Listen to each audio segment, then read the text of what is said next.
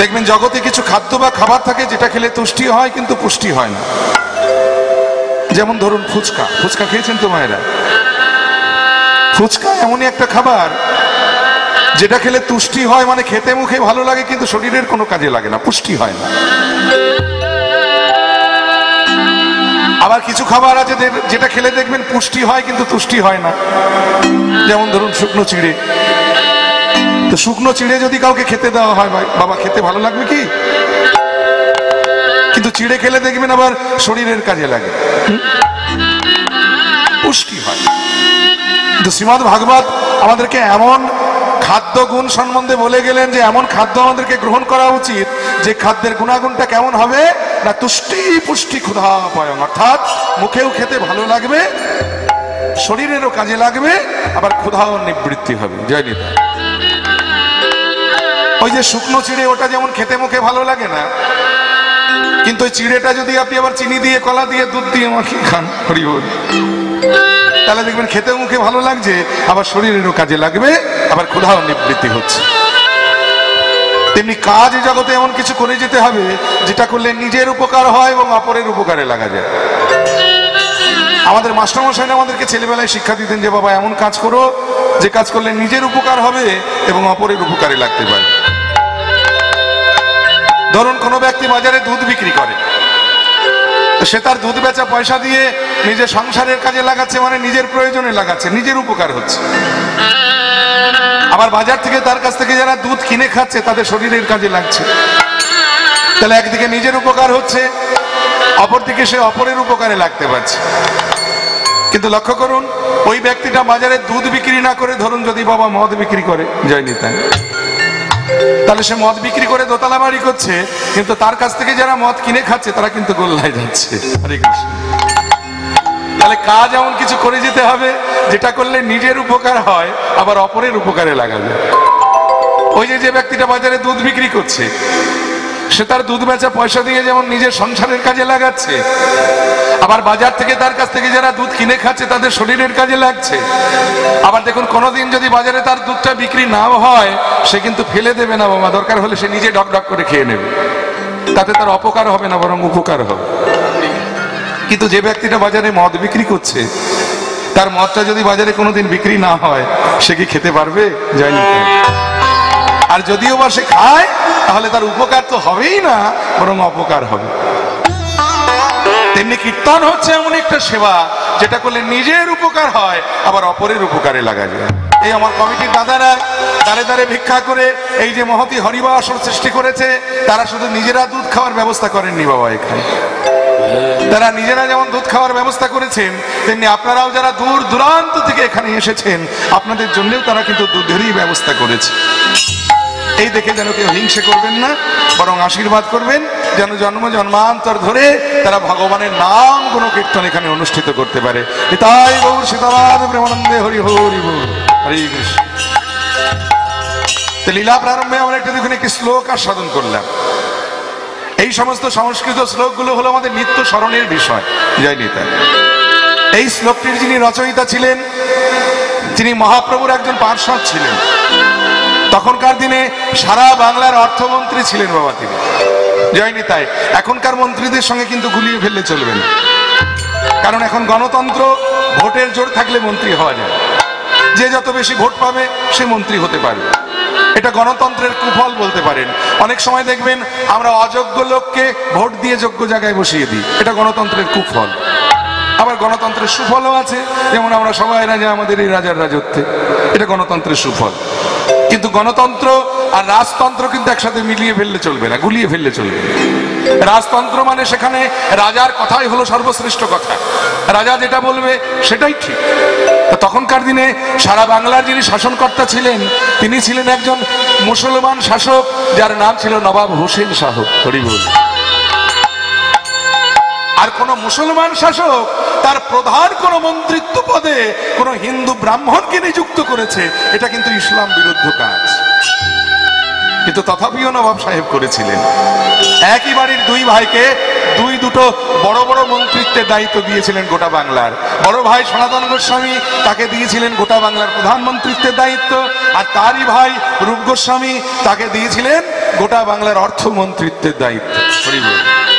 কিন্তু মজার কথা কি জানেন, যেদিন এই দুই ভাইয়ের হৃদয়ে গৌরাঙ্গ প্রেম জাগ্রত হয়েছিল, সকল মন্ত্রিত্ব, পাণ্ডিত্য, অর্থ সম্পদ, বাড়িঘর সব জলাঞ্জলি দিয়ে গোটা জীবনটা বৃন্দাবনে গিয়ে ওই বৃক্ষতলায় বসে বসে গৌর গৌর কৃষ্ণ কৃষ্ণ বলে গোটা জীবনটা কাটিয়ে দিয়েছিলেন। নিতাই গৌর হরি বল, হরে কৃষ্ণ।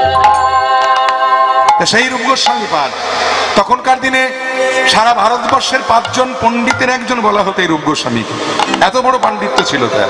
হরি বল। তো সেই রূপ গোস্বামী পাদ তিনি রাধাকৃষ্ণ প্রেম তরঙ্গ নিয়ে একটি গ্রন্থ লিখতে বসেছেন। গ্রন্থটির নাম হলো বিদগ্ধ মাধব। হরি বল। এই গ্রন্থটাতে তিনি রাধাকৃষ্ণ প্রেম ছাড়া আর কিছু লেখেননি।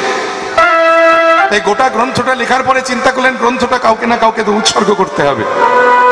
কারণ প্রাকৃত জগতে দেখবেন লেখকরা যদি গ্রন্থ আদি লেখে, প্রথম পাতা উল্টেই দেখবেন একটা উৎসর্গপত্র লেখা থাকে যে আমার প্রিয় অমুককে উৎসর্গ করা হলো। তেমনি রূপ গোস্বামী পাদ চিন্তা করলেন যে এত সুন্দর একটা গ্রন্থ আমি রচনা করলাম, এই গ্রন্থটা আমি কাকে উৎসর্গ করব? তাহলে আমার সবচাইতে প্রিয় মানুষ যিনি, তিনি হলেন আমার চৈতন্য মহাপ্রভু। এই গ্রন্থটা আমি আমার মহাপ্রভুর উদ্দেশ্যে উৎসর্গ করব।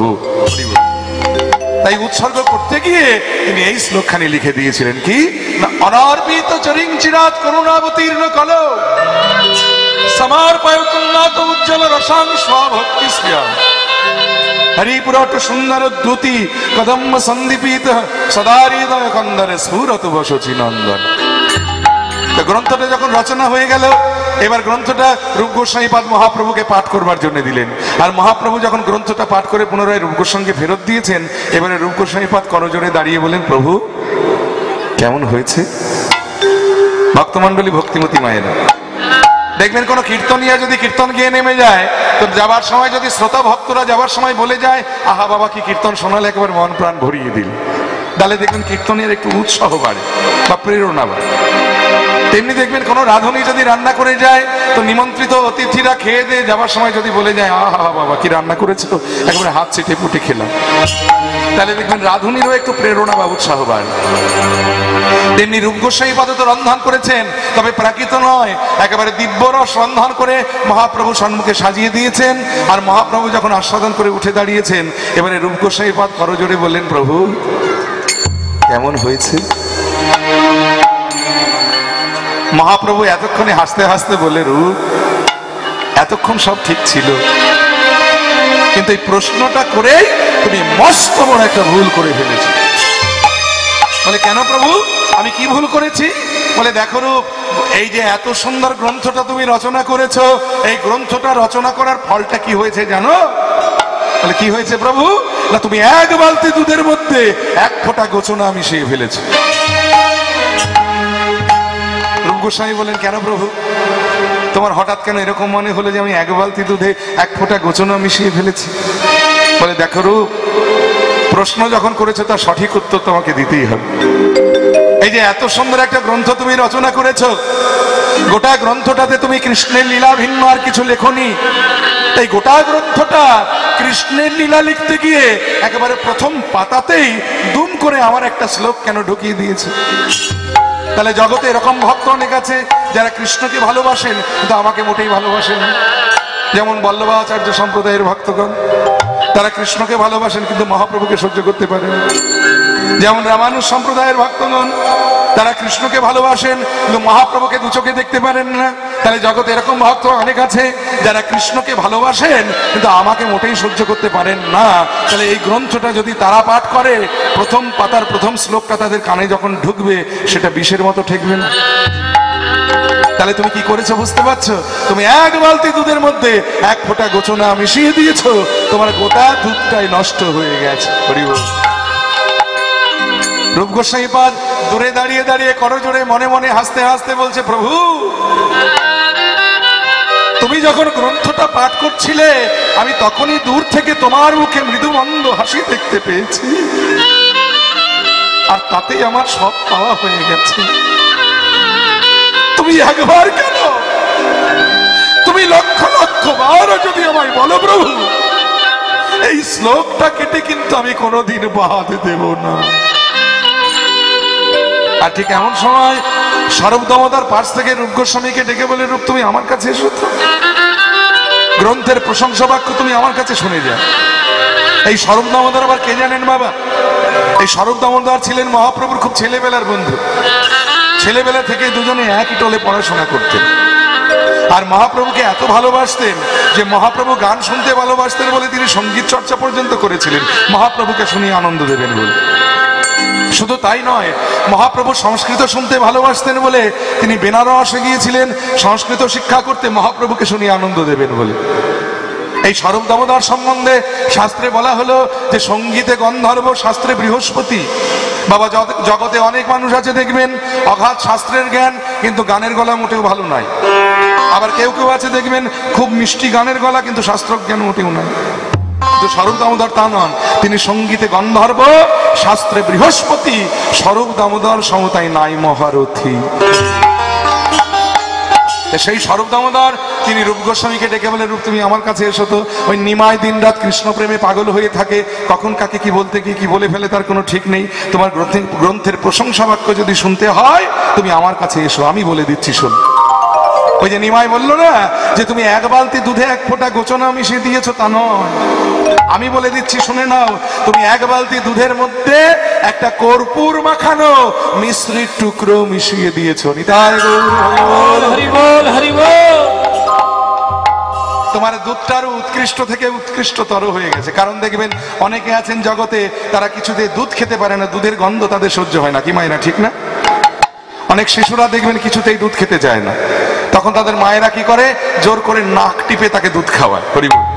আবার অনেকে আছে দেখবেন দুধ খাওয়ার সঙ্গে সঙ্গে তার পিত্ত রোগ মানে অম্বল হয়ে যায়। কিন্তু দুধের মধ্যে যদি একটি কর্পূর মাখানো মিশ্রির টুকরো মিশিয়ে দেওয়া যায়, তাহলে দেখবেন দুধের আসল গন্ধটা নষ্ট হয়ে সেখানে একটা মিষ্টি সুগন্ধ তৈরি হয়, যেটা খেতে কারো কোনো অসুবিধে হয় না। আর শুধু তাই নয়, ওই কর্পূর মাখানো মিশ্রির টুকরো মেশানো দুধ যদি জগতে কেউ খায়, সঙ্গে সঙ্গে তার পিত্ত রোগটাও সেরে যায়। তাই গৌর হরি বল, হরি বল, হরি। তাহলে তুমি কি করেছো বুঝতে পারছো? তুমি এক বালতি দুধে এক ফোঁটা গোচনা নয়, তুমি এক বালতি দুধের মধ্যে একটা কর্পূর মাখানো মিশ্রির টুকরো মিশিয়ে দিয়েছো। তাহলে শ্লোকটা কি ছিল আমরা একটু শুনে নি। তাহলে অনর্পিত চরিং চিরাত করুণা অবতীর্ণ কলো, যা কোনোদিন অর্পণই করা হয় নাই, ন অর্পিত অর্থাৎ অনর্পিত, অর্থাৎ যা কোনো যুগে কোনো কালে কাউকে কখনো দেওয়া হয় নাই, সেই অনর্পিত বস্তু করুণা করে ভগবান কলির জীবের জন্য নিয়ে এলেন। কি সেই বস্তু? না সমর্পয়তুন্নাথ উজ্জ্বল রসাং সোয়া ভক্তি শ্রিয়া। সোয়া ভক্তি শব্দটা খুব ভালো করে অনুভব করতে হবে বাবা। দন্তস্বয় বফালা সোয়া মানে হলো নিজের, অর্থাৎ নিজের সম্পদ। তা নিজের সম্পদ দেখবেন কেউ কাউকে সচরাচর দিতে চায় না। কি বাবা, দেয় নাকি? আপনার বিঘে বিঘে সম্পত্তি থাকতে পারে, আপনি দান করে দেবেন লোককে, যায়নি তাই। তেমনি ভগবান কৃষ্ণের কিন্তু একটা খুব বদ অভ্যাস ছিল, যদি এটা আমার কথা নয়, শাস্ত্রের বাক্য। শাস্ত্রে বলা হলো যে কৃষ্ণ যদি ফিরে কবু ভক্তি মুক্তি দিয়া, ভক্তি নয় ভুক্তি, ভয়রস্বকার কয়তয় রস্বীকার, ভুক্তি, ভক্তি মানে হলো ভোগ আর মুক্তি মানে হলো মোক্ষ। বলে কৃষ্ণ যদি ফিরে কবু ভক্তি মুক্তি দিয়া, প্রেম কবু নাহি দেন রাখেন লুকাই। কেউ যদি বলে প্রভু আমি সারা রাত্রি জেগে তোমার কীর্তন শুনছি, তুমি শুধু কৃপা করে আমার মেয়েটাকে ভালো জায়গায় বিয়ে দিয়ে দাও, ভগবান বলেন বাবা বাবা, তাই হবে, তোর মেয়ের খুব ভালো জায়গায় বিয়ে হবে। আবার কেউ যদি বলে প্রভু আমি সারা রাত্রি জেগে তোমার কীর্তন শুনছি, তুমি শুধু কৃপা করে আমার একতলা বাড়িটাকে দোতলা করে দাও, ভগবান বলেন বেশ, তোর দোতলা নয় চারতলা করে দেবো, হলো তো। আবার কেউ যদি বলে প্রভু আমি সারা রাত্রি জেগে তোমার কীর্তন শুনছি, তুমি শুধু কৃপা করে এই মায়ার সংসার থেকে আমাকে মুক্তি পাইয়ে দাও, ভগবান বলে আরে বাপ রে বাপ, আবার এটাও চাস, বেশ এটাও না হয় দিলাম। কিন্তু কেউ যদি বলে প্রভু আমি সারাটা জীবন তোমার নাম করব, তুমি শুধু কৃপা করে তোমার ওই প্রেম বস্তুটা একবার আমাকে দাও, ভগবান সাথে সাথে বলে দিলেন যে ওটি হবে না বাছা, ওটা আমি তোমায় দিতে পারবো না, কারণ ওটা একেবারে আমার নিজের সম্পদ, আর ওটা আমি তুলে রেখে দিয়েছি আমার নিজের মানুষের জন্য। আমার নিজের মানুষ কারা? না যারা হলেন বৃন্দাবনের ব্রজ গোপীগণ, যারা সর্বস্ব পরিত্যাগ করে আমার সুখকে নিজের সুখ করেছে। আমি কেবলমাত্র আমার সেই নিজের সম্পদটুকু আমি তাদের জন্য তুলে রেখে দিয়েছি, ওটা আমি তোমাদের দিতে পারবো না। কিন্তু সেই ভগবান যখন গৌর হয়ে এলেন কলির জীবের মাঝে, যা এতদিন কেবলমাত্র কিশোরীর হৃদয় ভাণ্ডারে লুকানো ছিল। এ পটকা ফাটাচ্ছে কে রে? ওটা বন্ধ করুন। যায়নি এতদিন যেটা কেবলমাত্র কিশোরীর হৃদয় ভাণ্ডারে লুকানো ছিল, ইন্দ্রের বাঞ্ছিত ধন, ব্রহ্মার বাঞ্ছিত ধন, গোলকের গোপনের ধন, কিশোরীর হৃদয় ভাণ্ডারের ধন, তিনি সেধে যেছে জীবের দ্বারে দ্বারে দান করলেন। কি সেই বস্তু? না ব্রজের উন্নত উজ্জ্বল রস। উন্নত উজ্জ্বল, উজ্জ্বল মানে কি? ও মায়েরা, উজ্জ্বল মানে কি গো? চকচকে। উজ্জ্বল মানে হলো চকচকে। উন্নত ধরনের চকচকে রস। কি বিদঘুটে বাংলা হয়ে যাচ্ছে দেখুন। বলে রস আবার কখনো চকচক করে না। এই দেখুন না, হিরে, চুনি, পান্না, মতি, প্রবাল, দামি দামি রত্ন যদি এক জায়গায় একসঙ্গে রাখা যায়, কোনটা বেশি চকচক করবে? হিরে। আর তার জন্য বাজারে দেখবেন হিরের দাম সবচাইতে বেশি। তাহলে রত্নের মধ্যে যেটা সবচাইতে মূল্যবান, সেটা যেমন চকচক করে, তেমনি রসের মধ্যেও যেটা সবচাইতে উৎকৃষ্ট, সেটাই তো চকচক করবে বাবা। তাহলে বৃন্দাবনে মুখ্য রস কটি? না 5টি। কি কি? না শান্ত, দাস্য, সখ্য, বাৎসল্য, মধু। শান্ত রস মানে ওই যে সাধু সন্ন্যাসী, ত্যাগীগণ, যোগীগণ, ঋষিগণ, তারা দিনরাত পাহাড়ের গুহাতে বসে বসে পরমেশ্বরকে চিন্তা করছে, আর নয়ন মুদে তারা কেবলই বলছে হরি ও, হরি ও, হরি ও। অর্থাৎ বিলীন করে দিচ্ছে তারা নিজেদেরকে। তুমি পরমাত্মা আর আমি হলাম জীবাত্মা, তোমার সঙ্গে তুমি আমায় বিলীন করে নাও। এই হলো শান্ত রস। আবার কেউ যদি ভাবে সে আমার প্রভু আর জন্মে জন্মে আমি তার চরণের দাস, সে হলো দাস্যরসের ভক্ত।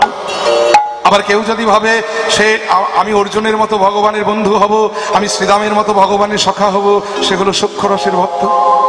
আবার কেউ যদি ভাবে আমি নন্দরাজার মতো কৃষ্ণের বাবা হব, আমি যশোদার মতো কৃষ্ণের মা হব, সে হলো বাৎসল্য রসের ভক্ত।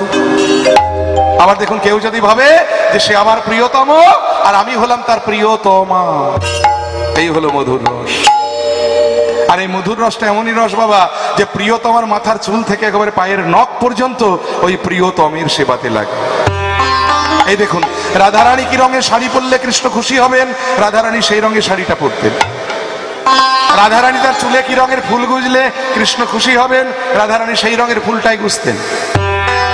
রাধারানী তার নখে কি রঙের নেল পালিশ পরলে কৃষ্ণ খুশি হবেন, রাধারানী সেই রঙের নেল পালিশটাই পরতেন। তাহলে মধুর রসটা এমনই রস যে প্রিয়তমার মাথার চুল থেকে একেবারে পায়ের নখ পর্যন্ত প্রিয়তমের সেবাতে লাগে। আর রসের মধ্যে যেটা সবচাইতে উৎকৃষ্ট, সেটাই তো চকচক করবে বাবা। তাহলে সেই মধুর রস দেবার জন্য ভগবান গোলক থেকে এলেন ভূলোকে। কি দরকার ছিল বাবা? ভগবানকে কেন কষ্ট করে আসতে গেল? আজকাল তো টিভি খুললে দেখবেন কত মধুর রস, আর মোবাইল খুলে দেখবেন মধুর রসের একেবারে ছড়াছড়ি। বলে বাবা, মোবাইলে যে মধুর রস, ওটা হলো মোবাইল মধুর রস। মোবাইল মানে কি বোঝো না? মোবাইল মানে হলো ভ্রাম্যমান, যার কোনো স্থিরতা নেই, আজ এখানে কাল ওখানে, যেটা ঘুরে ঘুরে বেড়ায়। হরিবল।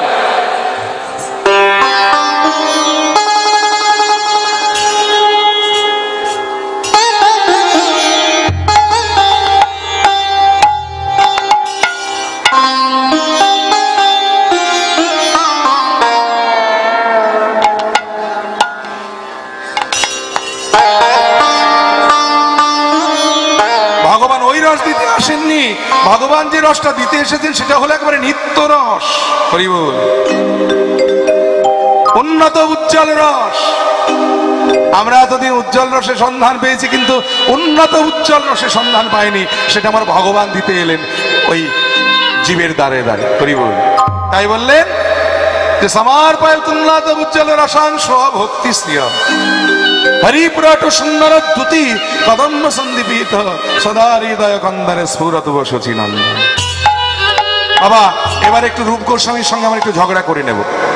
বলে, হে রূপ গোস্বামী পাদ, আপনি এত বড় একজন বিদগ্ধ পণ্ডিত, আপনি তখনকার দিনে সারা বাংলার অর্থমন্ত্রী ছিলেন, ভারতবর্ষের 5 জন পণ্ডিতের একজন ছিলেন, তা আপনি এত বড় একজন বিদগ্ধ পণ্ডিত হয়ে এরকম একটা কাঁচা শব্দ কি করে লিখলেন বলুন দেখি? সকল শাস্ত্রে হৃদয়কে বলা হলো মন্দির, আর আপনি বলে দিলেন কন্দর। হরি বল। মন্দির মানে যেখানে ভগবান থাকে, মন্দির মানে যেখানে দেবদেবীরা থাকে, সেটাকে বলা হয় মন্দির। আর কন্দর মানে হলো গুহা, যেখানে হিংস্র পশুরা থাকে, সাপ থাকে, বাঘ থাকে, শৃগাল থাকে, কুকুর থাকে, ভূত থাকে, পিশাচ থাকে। আপনি হৃদয়টাকে মন্দির না বলে আপনি কন্দর কেন বললেন? হয়তো বলতে পারেন আপনি শব্দ মেলানোর জন্য বলেছেন যে হৃদয় কন্দরে, হৃদয় মন্দিরে বললে অসুবিধা কি ছিল? আপনি এটা ভুল করলেন না? হৃদয়টাকে মন্দির না বলে আপনি কন্দর কেন বলতে গেলেন? হরি বল। রূপ গোস্বামী পাদ করজোড়ে বললেন, বাবা আমার অপরাধ নিও না, হৃদয়টাকে আমি মন্দির বলতেই পারতাম, কিন্তু আমি ইচ্ছে করে বলিনি। কেন জানো? কারণ হৃদয় আমার মন্দির ততদিন ছিল যতদিন আমি ওই মাতৃ জঠরে ছিলাম। কারণ তখন আমার মা খেলে আমার খাওয়া হয়ে যেত। সেদিন আমি জানতাম না লোভ কাকে বলে, আমি বুঝতাম না যে ক্রোধ কাকে বলে। কিন্তু যেদিন আমি ভূমিষ্ঠ হলাম, একে একে 6টা পশু এসে আমার হৃদয় মন্দিরটাকে দখল করে নিল। ওই পশু চাটি কারা কারা? না কাম, ক্রোধ, লোভ, মোহ, মদ, মাৎসর্য। যে মন্দিরে ভগবান না থেকে পশুরা বাস করে, সেই মন্দির কি আর মন্দির থাকে? সেই মন্দির যে গুহা হয়ে যায়। তবে শুনেছি জগতের কোন সাধু বা সন্ন্যাসী যদি কৃপা করে কোনো গুহার মধ্যে প্রবেশ করে ধনী জ্বালিয়ে বসে থাকে, তাহলে তার ভয়ে সেই গুহাতে কোনো পশুরা প্রবেশ করতে পারে না। তাই হে চৈতন্য মহাপ্রভু, তুমি তো জগতের শ্রেষ্ঠ সন্ন্যাসী, তুমি কৃপা করে আমার হৃদয় গুহার মধ্যে প্রবেশ করে তোমার জ্ঞানের আলোটা জ্বালিয়ে তুমি কৃপা করে আমার হৃদয় গুহাটাকে মন্দির করে দাও। কৃপা করে তুমি মন্দির করে দাও, কৃপা করে তুমি মন্দির করে দাও। তাই সদা হৃদয় কন্দরে স্ফুরত বসচি নন্দন। এই দেখুন বাবা, যারা পণ্ডিত তারা কিন্তু শেষেও তাদের পাণ্ডিত্যটাই রেখে যান। আমার মহাপ্রভুর কত নাম বলুন দেখি। কেউ বলে গোরা, কেউ বলে গৌরহরি, কেউ বলে বিশ্বম্ভর, কেউ বলে নিমাই। কিন্তু এতগুলো নামের মধ্যে একটা নামেও রূপ গোস্বামী পাদ তাকে ডাকলেন না। তিনি কি নাম দিলেন? না, তিনি নাম দিলেন শচীনন্দন। কারণ যে সচিমাতা আমার মহাপ্রভুর মতো একটা রত্ন আমাদেরকে উপহার দিয়েছেন, সেই মাকে আমরা একটা প্রণাম জানাবো না? তাহলে শচীনন্দন বলাতে কি হলো? আমার মহাপ্রভুকেও শ্রদ্ধা জানানো হলো, আবার মহাপ্রভুর মাকেও একটা প্রণাম জানানো হলো। নিতাই গৌর হরি বল, হরি বল, হরি বল, হরে কৃষ্ণ। সেই শচীনন্দন মহাপ্রভুর শ্রীচরণে প্রণাম জানিয়ে আমরা আস্বাদন করছি আমাদের বর্তমান পরিবেশিত বিষয়বস্তু মহাপ্রভুরই এক ভক্তের কথা। জয় নিতাই। আপনারা দুপুরবেলা শুনেছেন মহাপ্রভুর এক বড় ভক্ত যার নাম নরোত্তম, সেই নরোত্তমের কথা শুনেছেন। এই মহাপ্রভু চৈতন্য মহাপ্রভু, অদ্বৈত প্রভু আর নিত্যানন্দ প্রভু তিনজন অপ্রকট হয়ে যাওয়ার পরে এই তিন প্রভুই আবার এই বঙ্গদেশে আবার তারা আলাদা শরীর নিয়ে ঘুরে এসেছিলেন। দুপুরবেলা যার কথা শুনলেন তিনি হলেন নিত্যানন্দ প্রভুর দ্বিতীয় অবতার নরোত্তম দাস ঠাকুর মহাশয়। আর এখন আমরা যার কথা শুনবো তিনি হলেন আমার অদ্বৈত প্রভুর দ্বিতীয় অবতার, যার নাম হলো প্রভু শ্যামানন্দ। নিতাই গৌর। আগে একটু গৌরাঙ্গের ভাব আস্বাদন করব, গৌর কথা আস্বাদন করব, তারপরে আমরা বৃন্দাবন লীলা আস্বাদন করব। হরে কৃষ্ণ। এই দেখুন, মহাজন লীলার এক পাশে দাঁড়িয়ে বললেন, যদি গৌরাঙ্গ না হইতো কেমনে হইতো, কেমনে ধরিতাম দে, শ্রী রাধার মহিমা তব প্রেম ও সীমা জগতে জানাতোকে। শুধু তাই নয় বাবা, ওই মধুর বৃন্দা বিপিন মাধুরী প্রবেশ চাতুরিষা কিবা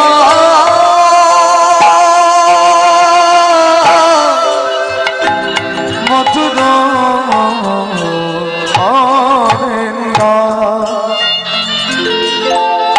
বিপিন মাধুরী প্রবেশ চাতুরিষা মধুর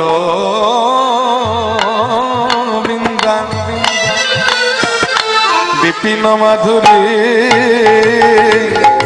আপার প্রবেশ চাতুরিষার মধুর বৃন্দা বিপিন মাধুরী প্রবেশ চাতুরিষার আমার বর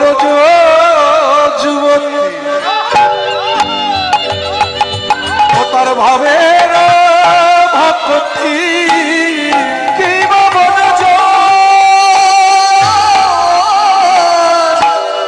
যুবতী ভবের ভক্তি বড় যুবতী ভবের ভক্তি বলো সকতি হইত কার গো সকতি হইত কার কি বড় যুবতী ভবের সকতি হইত কার গো সকতি হইত কার গোপী প্রেমের কথা কে জানাতো গোপী প্রেমের কথা কে জানাতো গোপী প্রেমের কথা কে জানাতো গোপী প্রেমের কথা কে জানাতো যদি গৌর মদে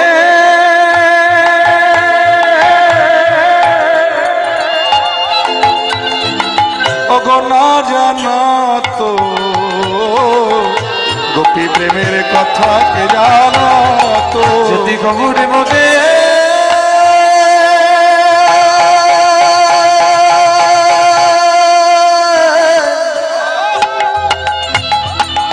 না জানাতো গোপী প্রেমের কথা কে জানাতো যদি গৌর মদের না জানাতো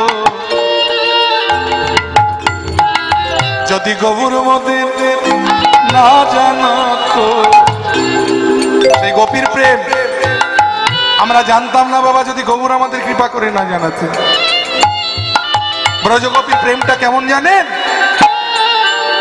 ব্রজগোপীর প্রেমটা হলো অপ্রাকৃত প্রেম অর্থাৎ অকৈতব প্রেম আত্মসুখ বিসর্জন দিয়ে কৃষ্ণ সুখকে যারা নিজের সুখ করেছিল আহা তাই তো চৈতন্য চরিতামৃতে কবিরাজ গোস্বামী বললেন যে অকৈতব কৃষ্ণ প্রেম যেন জম্ভ নদ হেম এ প্রেম নিলকে না হয় যদি হয় যোগ না হয় বিয়োগ বিয়োগ হইলে কভু না জিও গোপীর প্রেমটা ছিল অপ্রাকৃত আত্মসুখ বিসর্জন দিয়ে যারা কৃষ্ণ সুখকে নিজের সুখ করেছিলেন তাই যদি না হবে বাবা তাহলে কেউ পারতেন নিজের চরণের ধুলো তুলে অনায়াসে ভগবানের মাথায় দিতে গোপীরা দিয়েছিলেন না যেদিন ভগবান নারদকে পাঠিয়েছিলেন ভক্তের চরণ ধুলো আনবার জন্য কারণ এই নারদের মনে খুব অহংকার হয়েছিল যে আমার মতো ভক্ত বোধহয় ভগবানের আর কেউ নাই আমি দিনরাত বিনা বাজিয়ে ভগবানের নাম করছি হরি বল ভগবান চিন্তা করলেন নারদকে একটু শিক্ষা দেওয়ার দরকার আর শুধু তাই নয় সেই ফাঁকে জগৎকেও জানানো যাবে যে কেমন ভালোবাসলে আমার ভক্ত হওয়া যায় এই বলে ভগবান দ্বারকার রাজা তখন নারদ দ্বারকাপুরীতে প্রবেশ করেছে ভগবান তার মাথাটা ধরে চিৎকার করে বলে নারদ বড্ড শিরোপীড়া হচ্ছে আর বোধহয় প্রাণে বাঁচবো না আমাকে বাঁচাও নারদ বলে সে কি প্রভু তুমি মরে গেলে জগৎ সংসার চলবে কি করে শিরোপীড়া হচ্ছে তার তো ঔষধ আছে বলে আছে তবে দুর্লভ বলে কি না ভক্তের চরণ ধুলো যদি এনে আমার মাথায় দিতে পারো তবে আমি প্রাণে বাঁচবো তার আগে না নারদ বললে আর এমন বেশি কথা কি প্রভু আমি যাবো আর আসবো এক্ষুনি চরণ ধুলো নিয়ে আসছি দাঁড়া এই বলে নারদ অহংকার করে চললেন ভক্তের চরণ ধুলো আনতে কোথায় প্রথমে গেলেন ব্রহ্মলোকে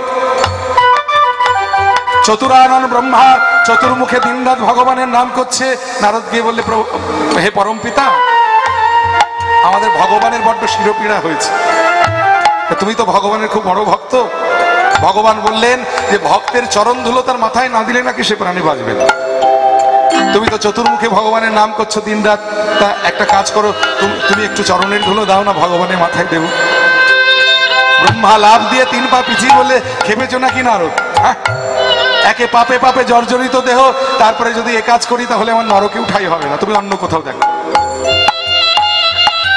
নারদ গেলেন কৈলাসে পঞ্চানন পঞ্চমুখে ভগবানের নাম করছে নারদ যেমনই ভগবানের বার্তাটা নিবেদন করলেন পঞ্চানন ভোলানাথ একই কথা বলে তাড়িয়ে দিলেন নারদকে স্বর্গ মর্ত পাতাল 3 ভুবন ঘুরলেন নারদ কিন্তু কারো কাছে 1 ফোঁটা চরণের ধুলো পেলেন না ভগবানের মাথায় দেবার মতো অবশেষে খালি হাতে নারদ ফিরে এসেছে দ্বারকা। ভগবান তো অন্তর্যামী, তিনি তো সব জানেন। মনে মনে ভগবান হাসছেন বটে, তবে মুখে বললেন, নারদ পেলে চরণের ধুলো দাও, তাড়াতাড়ি দাও। নারদ বললেন, না প্রভু, তোমায় বোধহয় আর বাঁচাতে পারলাম না। কেন? কত বড় বড় ভক্তের কাছে গেলাম, কেউ চতুর্মুখে, কেউ পঞ্চমুখে তোমার নাম করছে, সবাই বলল এ কাজ করলে নাকি তাদের নরকেও ঠাঁই হবে না, কেউ দিল না এক ফোঁটা চরণের ধুলো। ভগবান মনে মনে বললেন, নারদ তুমিও তো অহংকার করে বলো তুমি আমার বড় ভক্ত, কই তুমি তো দিলে না, তাহলে নরকের ভয় তোমারও আছে নারদ। ভগবান মুখে বললেন, তুমি কোথায় কোথায় গিয়েছিলে? বলে, কেন আমি স্বর্গমর্ত পাতাল 3 ভুবন গিয়েছি। বলে, বৃন্দাবনে গিয়েছিলে? বলে, ওই একটা জায়গা বাকি রেখেছি। বলে, এত জায়গায় গেলে বৃন্দাবনটা বাদ রাখলে কেন? আসলে প্রভু ভাবলাম কত বড় বড় ভক্ত, তারাই কেউ দিল না, আর বৃন্দাবনে বাস করে যত সব অশিক্ষিত গেও গোয়ালিনীর দল, যাদের শিক্ষা দীক্ষা নাই, ওরা কি আর দেবে প্রভু? ভগবান বলে, নারদ তুমি একবার গিয়েই দেখো না, ওই ব্রজের অশিক্ষিত গেয় গোয়ালিনীর দল ওরা কি বলে। নারদ বলেন, যাচ্ছি প্রভু, তবে মনে হয় কাজ হবে না। অবজ্ঞা করে নারদ এলেন বৃন্দাবনে। ব্রজের মাটিতে দাঁড়িয়ে যেমনই কিনা নারায়ণ নারায়ণ ধ্বনি করে নারদ দাঁড়িয়েছেন, ব্রজগোপীরা যে যেখানে ছিল, যে অবস্থাতেই ছিল, তারা অমনি সঙ্গে সঙ্গে সেই অবস্থাতেই ছুটে এসে নারদকে ঘিরে দাঁড়িয়েছে, আর সবাই মিলে বলছে, নারদ ও নারদ, তুমি কি দ্বারকার খবর কিছু জানো? আমাদের গোবিন্দ কেমন আছে বলতে পারো? নারদ বললে, না গো ব্রজগোপী, গোবিন্দ ভালো নয়, তার বড্ড শিরোপীড়া হয়েছে। সে বললে, ভক্তের চরণ ধুলো তার মাথায় না দিলে নাকি সে প্রাণে বাঁচবে না। স্বর্গমর্ত পাতাল 3 ভুবন ঘুরে এলাম, কিন্তু কেউ দিল না এক ফোঁটা চরণের ধুলো ভগবানের মাথায় দেবার জন্য। তাই অবশেষে তোমাদের কাছে এসেছি, তোমরা দেবে একটু চরণের ধুলো ভগবানের মাথায় দেবে। গোপীরা বলে, নারদ তুমি ঠিক জানো তো যে ভক্তের চরণ ধুলো তার মাথায় দিলে তার কুশল হবে? বলে, হ্যাঁ গো, ভগবান নিজে বলেছেন। তাহলে তুমি দেরি করছো কেন নারদ? তুমি কি এনেছো তাড়াতাড়ি পাতো, যত ধুলো লাগে তুমি আমাদের কাছ থেকে নিয়ে যাও, তবু আমাদের গোবিন্দকে বাঁচাও। নারদ আর পাতবে কি?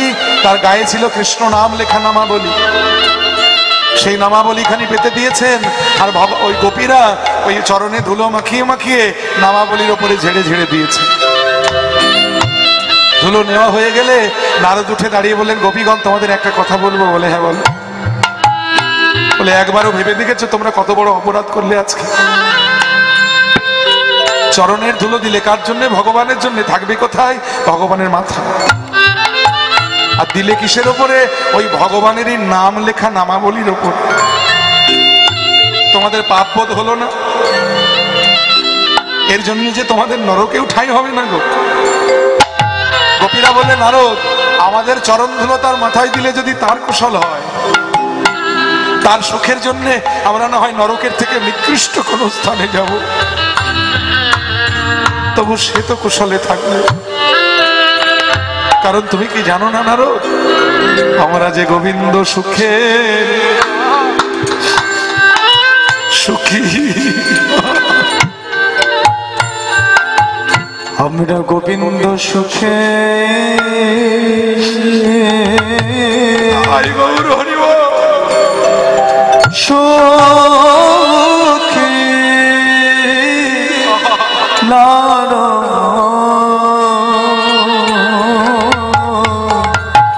আমরা যে গোবিন্দ সুখের সুখী নর, আমরা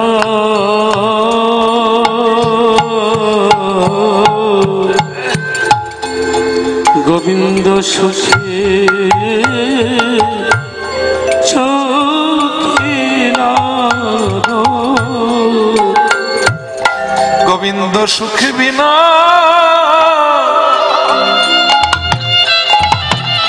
আমরা জানি না, আমরা যে গোবিন্দ সুখের সুখী নার, আমরা গোবিন্দ সুখী বিনা।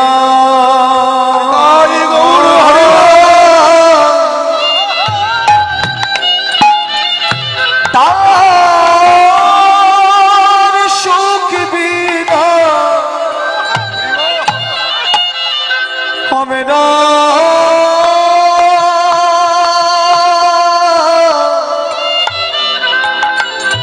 হবে না আমি জানি না।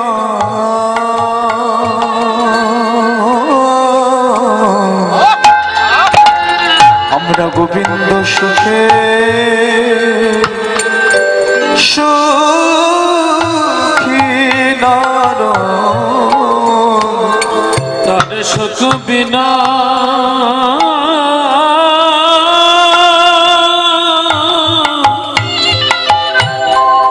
আর জানি না।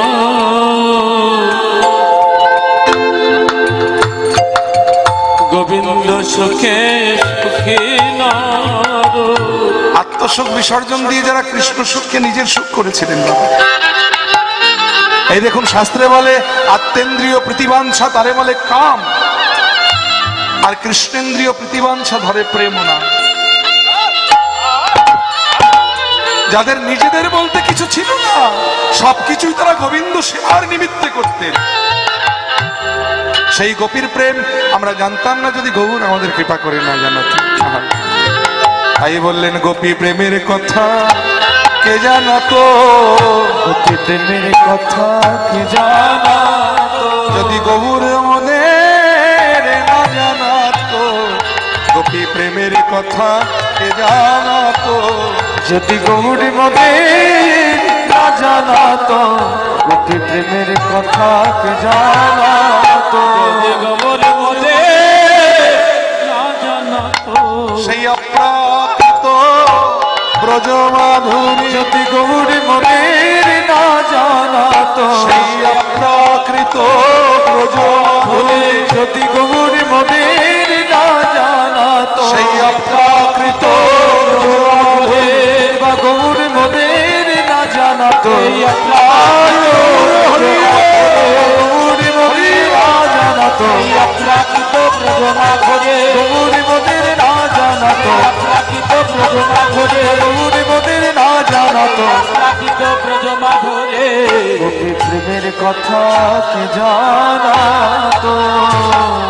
তাই গৌরাঙ্গ যদি আমাদেরকে না জানাতেন আমরা জানতাম না ব্রজের প্রেম কাকে বলে। আহা, কত বড় কৃপাময় দেখেছেন গো। আহা, সেই গোলকের গোপনের ধন, গোলকের প্রেম ধন তিনি জীবের দ্বারে দ্বারে সেধে যেচে দান করলেন ভাই। শুধু তাই নয়, কাউকে বাকি রাখেননি, যে নিতে চেয়েছেন তাকেও দিয়েছেন, যে নিতে চাননি তাকেও দিয়েছেন। এত বড় দয়াময় কোনোদিন দেখেছেন আপনারা? আহা, জাতের বিচারই রাখলো না বাবা, প্রত্যেক জাতিকে একত্রিত করে একটি মন্ত্রে তিনি দীক্ষা দিলেন, সমাজের উঁচু নিচু ভেদাভেদ সব সমান করে দিলেন। এই দেখুন না, আজ থেকে প্রায় 530 বছর পূর্বে ফিরে যান না, তখনকার দিনে সমাজ ব্যবস্থা, কোন ব্রাহ্মণ যদি কোনো শূদ্রের ছায়া মারাতো তাকে গঙ্গা স্নান করে প্রায়শ্চিত্ত করতে হতো।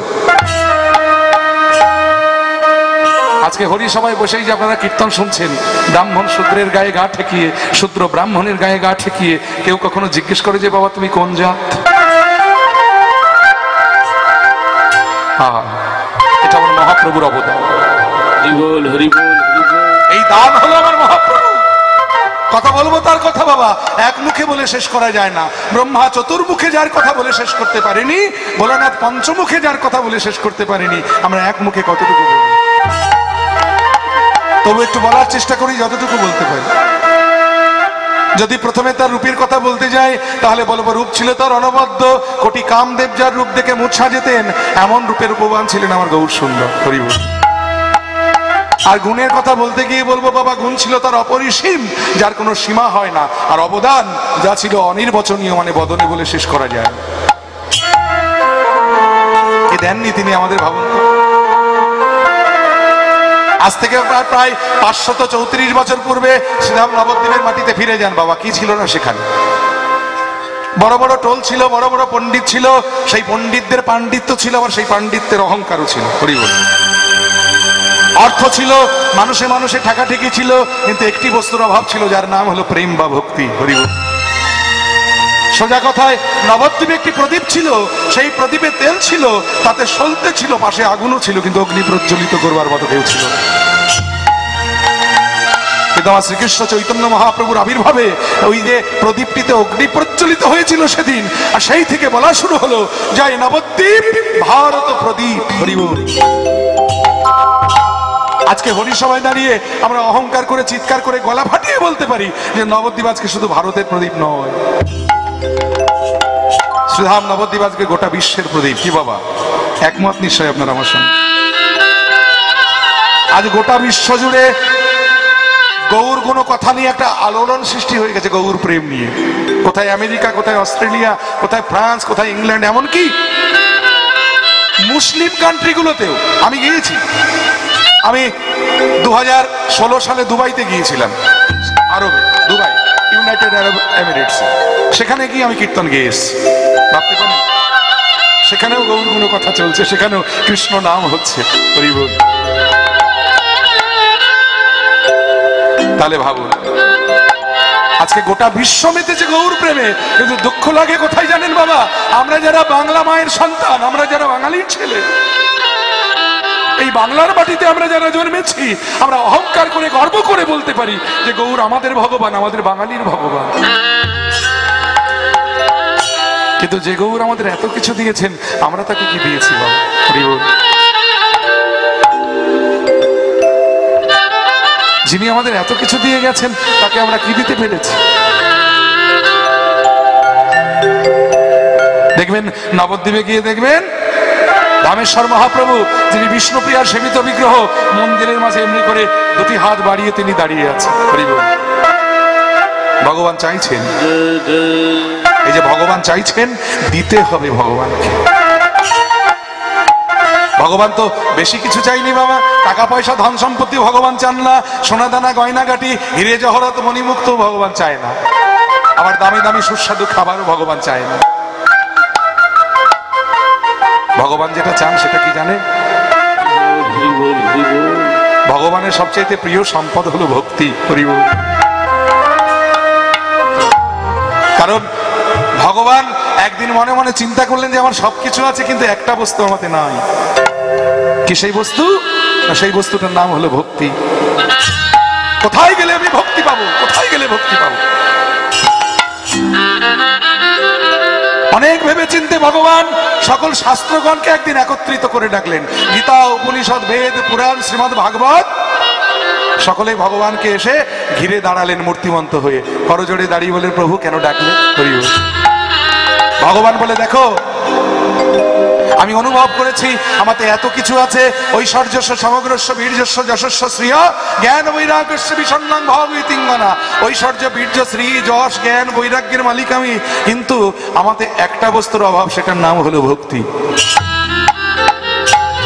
তোমরা আমাকে একটু বিধান দাও তো, যে আমি কোথায় গেলে ভক্তি পাবো? হরি বল। চিন্তা করুন বাবা, যিনি বিধান দেবার মালিক, তিনি বিধান চাইছেন শাস্ত্রগণের কাছে। গীতা বলছে উপনিষদ তুমি বলো, উপনিষদ বলছে না বেদ তুমি বলো, বেদ বলছে না পুরাণ তুমি বলো। অবশেষে শ্রীমদ ভাগবত করজোড়ে দাঁড়িয়ে বলেন, প্রভু অভয় দিলে আমি তোমায় বলতে পারি। বলে, আচ্ছা আমি অভয় দিলাম, বলো আমি কোথায় গেলে ভক্তি পাবো? বলে, প্রভু বিধান তো কখনো দুই প্রকার হয় না, বিধান তো সদা সর্বদা একটি। ভক্তের জন্য তুমি যে বিধান দিয়ে রেখেছো প্রভু, তোমার নিজের বেলায় কেন অন্যথা হবে? ভক্তি যদি তোমায় অর্জন করতে হয়, তোমাকে ভক্তের চরণ ধরে কাঁদতে হবে। হরি বল। কারণ ভক্তি ভক্তের সম্পদ। হরি বল। তবে জন্মায় কিন্তু ভগবানের শ্রীপাদ পদ্মে। দেখুন কি মজার ব্যাপার, ভক্তির উৎস কিন্তু ভগবানের শ্রীপাদ পদ্ম, কিন্তু ভগবান সেই ভক্তির আস্বাদন জানেন না। যেমন পদ্মে মধু হয়, পদ্ম কিন্তু মধু আস্বাদন করতে পারে না, আস্বাদন করে কে? না ভ্রমর। তেমনি ভগবানের শ্রীপাদ পদ্মে ভক্তি জন্মায় বটে, তবে আস্বাদন করে কে? না ভক্তরূপী ভ্রমর। তাই ভগবান সেই ভক্তি ধন আস্বাদন করবার জন্য আজকে ব্রজ ছেড়ে নদিয়ায় এসে জীবের দাঁড়ে দাঁড়ে কেঁদে বেড়ালে জীবে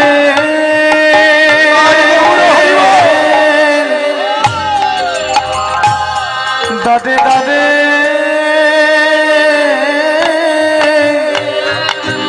কেঁদে বেড়ালে ভক্তের দাঁড়ে দাঁড়ে প্রভুকে দে বেড়ালেন ভক্তে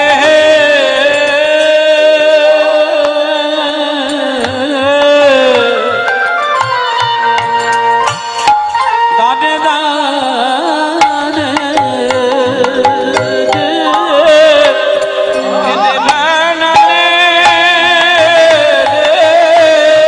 ভক্ত কৃপা কৃপা কর বলে ভক্তের দাঁড়ে দাঁড়ে কেঁদে বেড়ালেন ওগো ভক্ত কৃপা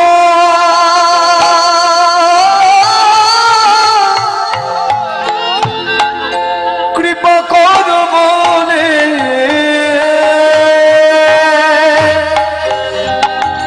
জীবে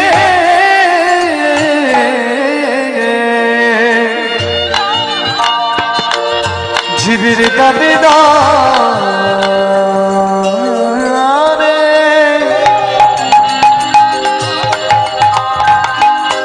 কেঁদে বেড়ালে ভক্ত কৃপা কৃপা কর বলে হে ভক্ত তোমার হলাম বলে ওগো ভক্ত কৃপা কর বলে বলি ভক্ত তোমার হলাম বলে ওগো ভক্ত তোমার হলাম বলে ওগো ভক্ত কৃপা কর বলে হে ভক্ত তোমার হলাম বলে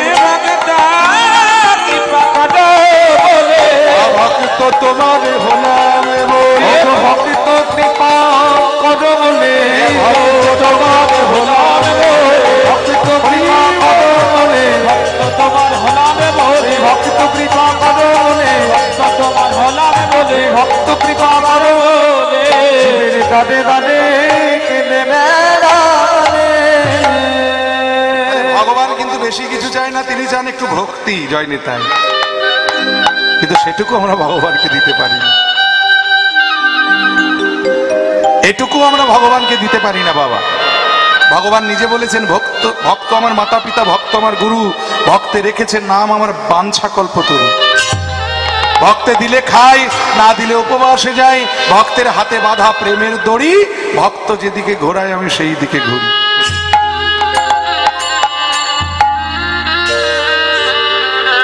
ভগবান ভক্তি ধনের বড় কাঙাল, তাই তিনি দুহাত পেতে দাঁড়িয়ে আছেন নবদ্বীপের মাঝে, জীব আমায় কিঞ্চিত ভক্তি দান করো, হে ভক্তগণ তোমরা আমায় কিঞ্চিত ভক্তি দান করো।